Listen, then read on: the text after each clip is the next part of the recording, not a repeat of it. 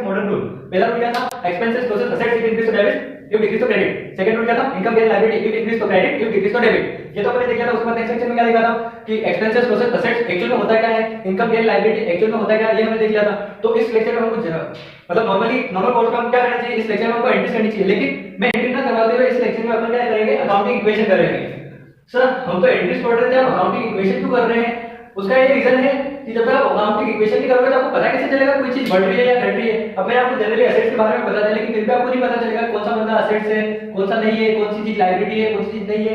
तो ये क्या है कि अपन अकाउंटिंग इक्वेशन करेंगे ना, उसके साथ सारी चीजें क्या है धीरे धीरे अपने साथ कवर होती जाएगी कि अकाउंटिंग इक्वेशन में आपको पता चल जाएगा कि एसेट्स किसको कहते हैं, लायबिलिटी किसको कहते हैं, कैपिटल क्या होती है। कैपिटल का आपने अभी तक जिक्र नहीं किया है, लेकिन कैपिटल भी कुछ होता है बिजनेस के अंदर। तो वो सारी चीजें हम बता देंगे अकाउंटिंग इक्वेशन के अंदर। तो आइए अपना लेक्चर स्टार्ट करते हैं। अकाउंटिंग इक्वेशन होता है कि जनरली कुछ भी नहीं है, छोटा सा फॉर्मूला है, बहुत ही सिंपल, बहुत ही आसान। Assets equals to capital plus liability. ठीक है, शॉर्ट फॉर्म में लिखेंगे तो A equals to C plus L। Sir capital के बारे में थोड़ा आपको डिस्क्राइब कर देता हूं इधर कि कैपिटल क्या होता है। कैपिटल यानी होता है owner's fund. Owner's fund, owner's fund आप इतना ही समझ लीजिए। कैपिटल का मतलब ओनर्स फंड। आपको धीरे धीरे क्लियर में हो जाएगा जैसे जैसे हम क्वेश्चन करेंगे। ठीक है, तो अब हम आगे बढ़ते हैं इसी के साथ।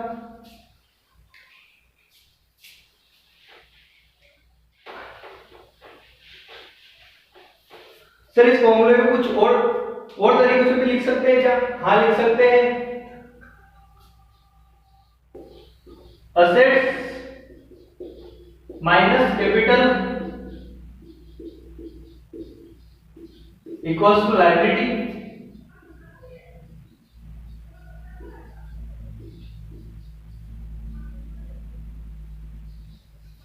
Assets minus capital equals to liability. क्या किया अपन ने, कैपिटल को उधर ट्रांसफर कर दिया तो इधर प्लस में तो उधर जाके माइनस में होगी। सिमिलरली अगर हम असेट्स में से लायबिलिटी को माइनस कर दें तो क्या आ जाएगी अपने पास, कैपिटल आ जाएगी। तो एक फॉर्मूले से अपन तीन फॉर्मूले बना सकते हैं। अपने पास मेजर फॉर्मूला ये वाला है, इसी को ध्यान रखना है, एंड तक काम में आएगा। हालांकि इस फॉर्मूले से अपन ये वाला फॉर्मूला भी बना सकते हैं और ये वाला फॉर्मूला बना सकते हैं। तो आप इनको नंबर डाल दीजिए, ये एक नंबर का फॉर्मूला है, दूसरा और ये तीसरा। क्या है कि जब भी आपको क्वेश्चन जैसे बताएगा, जैसे जैसे हमको इंफॉर्मेशन देगा उसके हिसाब से अपन आंसर निकाल देंगे।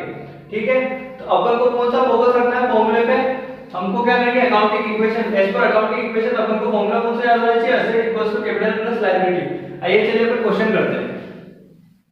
सर क्वेश्चन कहां से करेंगे? क्वेश्चन हम बुक से करेंगे।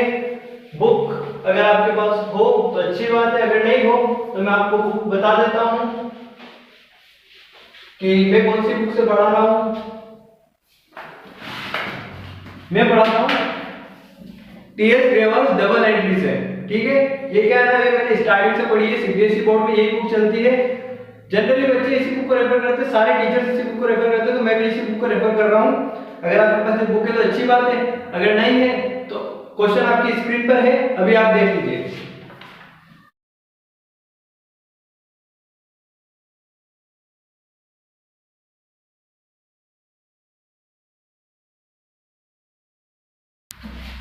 आई होप आपने क्वेश्चन सबने देख लिया है। पहला क्वेश्चन है prepare the accounting equation from the following transaction. मतलब कुछ ट्रांजैक्शन दे रखे हैं अपन को, इलस्ट्रेशन वर्क में 5 ट्रांजैक्शन है, उनको अपन को अकाउंटिंग इक्वेशंस बनानी है। ठीक है, तो पहला ट्रांजैक्शन पढ़ते हैं। पहला ट्रांजैक्शन क्या देगा, Sachin started business and introduced capital rupees 1 lakh in cash. Sachin एक कोई बंदा है जिसने बिजनेस स्टार्ट किया है, उसने क्या किया है 1 लाख रुपीस की कैपिटल इंट्रोड्यूस करी है। मतलब क्या, आज मेरा मन किया बिजनेस करने का, तो मैंने क्या किया कि 1 लाख रुपीस से बिजनेस स्टार्ट किया है। ठीक है, तो आइए आप देखते हैं कैसे उसकी अकाउंटिंग इक्वेशन होगी। ट्रांजैक्शन नंबर 1 डालकर इलस्ट्रेशन नंबर 1 डालकर अपन ट्रांजैक्शन नंबर फर्स्ट लिखते हैं। पहले तो अपन ये लिख लेते हैं कि अपना जनरल फॉर्मूला क्या होता है, assets equals to capital plus liability.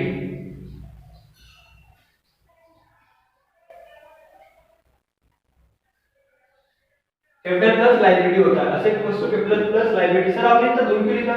बेटा हो सकता है कि अपने पास क्या है बहुत सारे एसेट्स हो जाते हैं, आपको सबके नाम लिखने पड़ेंगे, उस वजह से अपने पास स्पेस नहीं रहेगी, तो अपन ने क्या एसेट्स से ज्यादा स्पेस रखी है और कैपिटल और लायबिलिटी से कम स्पेस ट्रांजैक्शन करते हैं। पहला ट्रांजैक्शन में क्या दे रखा है? सचिन ने बिजनेस स्टार्ट किया 1 लाख रुपए के साथ, मतलब हमने बिजनेस स्टार्ट किया है। सचिन मत देखो, अपने आप को देखो। अपन ने बिजनेस स्टार्ट किया है तो अपन ने क्या डाला बिजनेस में?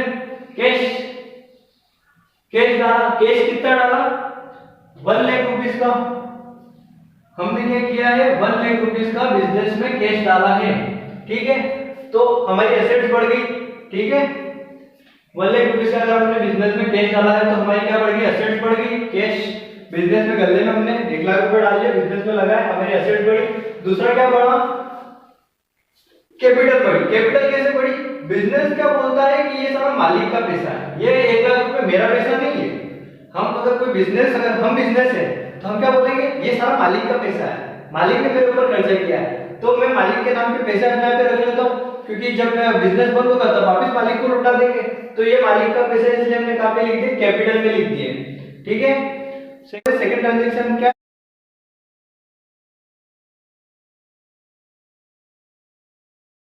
परचेज गुड्स इन कैश ₹50,000, ठीक है। मतलब 50,000 में हमने क्या किया? गुड्स परचेज किया है, ठीक है। गुड्स यानी स्टॉक।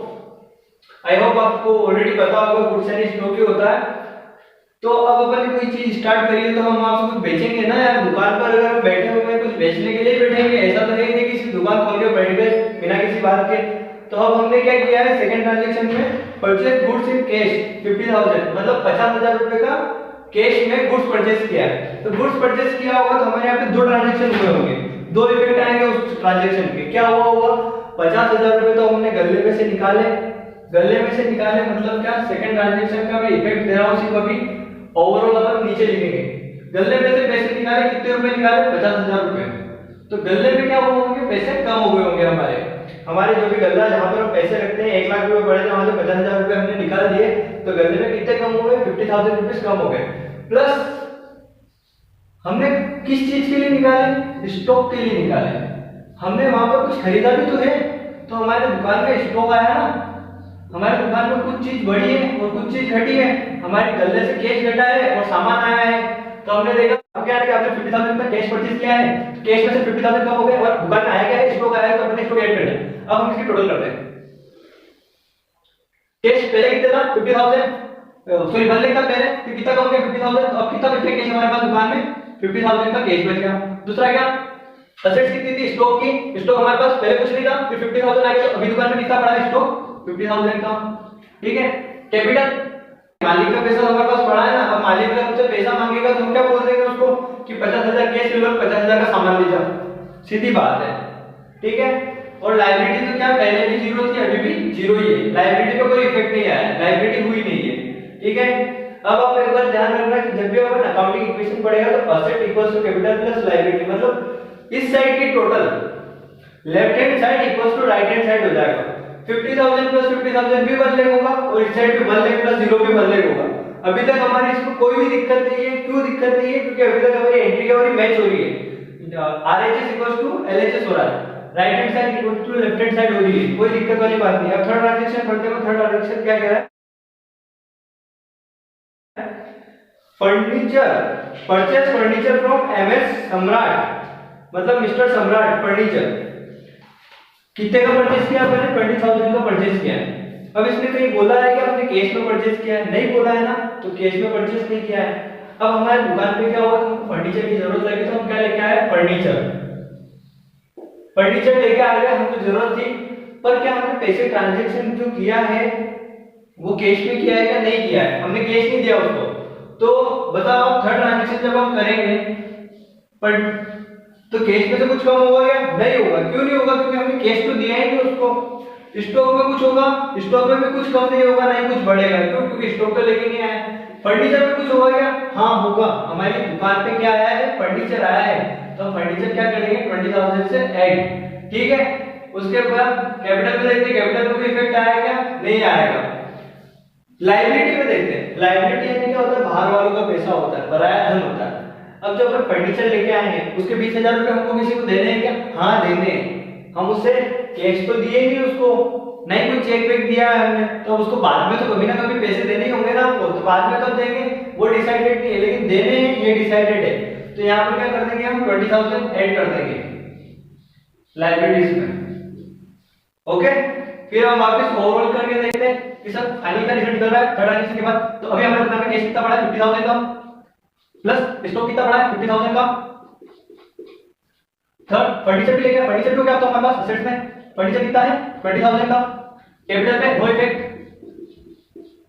लायबिलिटी पहले 0 थी अब 20,000 हो गई, बाहर आपको पैसा देना है ना, तो हमारी लायबिलिटी वाली साइड कितनी होगी 1,20,000। असेट साइड चेक कर लेते हैं, 50,000 पर 50,000 कितना होता है 1,00,000 प्लस 20,000 1,20,000। ठीक है, आइए चलिए नेक्स्ट ट्रांजैक्शन पढ़ते हैं। Next transaction sold goods costing 25,000 for 35,000 against cash. क्या बोलना चाह रहा है ये, 25,000 का जो माल था वो हमने कितने में बेच दिया है, 35,000 में बेच दिया है। मतलब क्या, और वो भी कैश पे बेचा है।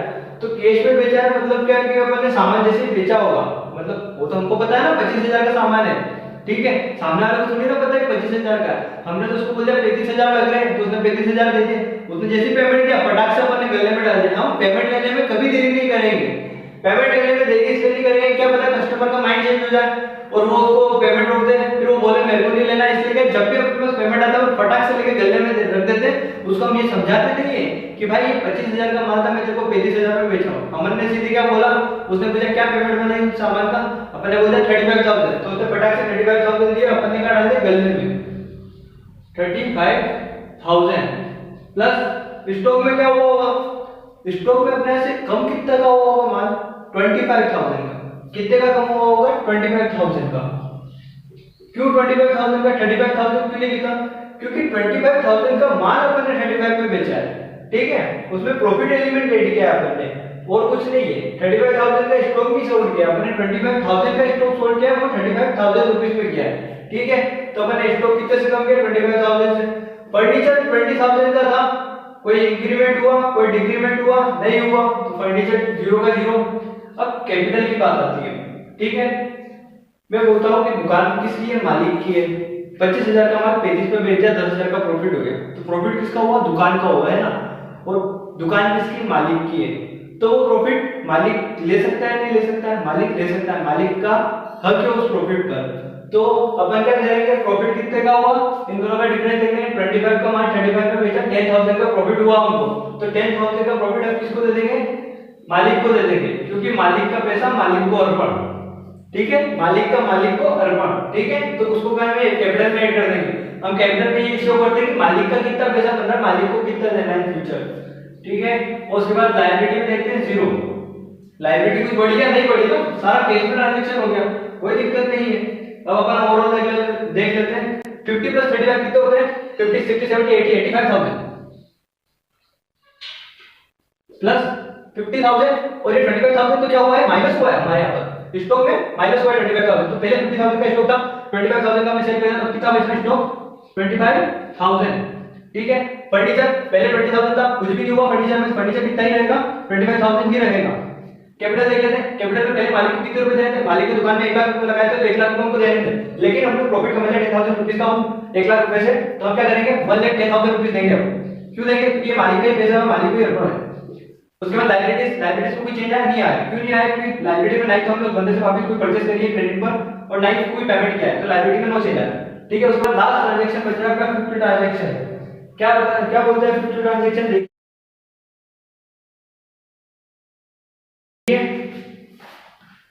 पेट एमएस सम्राट फर्नीचर इन कैश।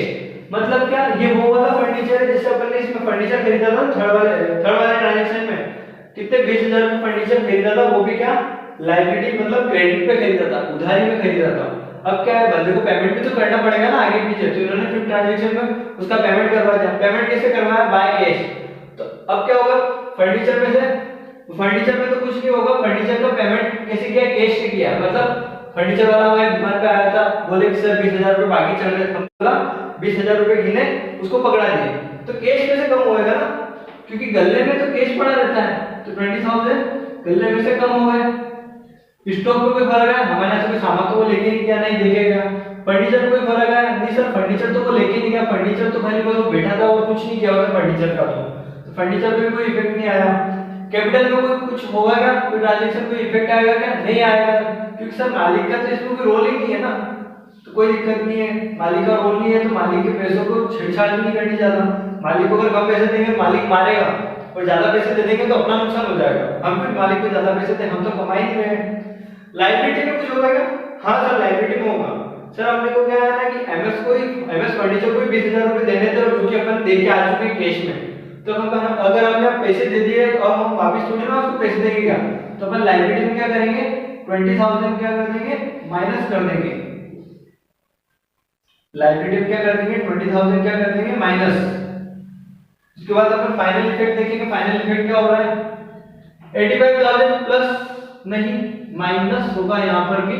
85,000 में से 20,000 अपन ने क्या गले से निकाल के उसको दे दिए, तो गले से निकाल के दे दिए तो कैश कितना बच रहा होगा, 80 से 75 65,000 65,000 का कैश बच गया। लास्ट स्टॉक कितना बच रहा होगा, 25,000 था, नो चेंज, तो 25,000 एज इट इज।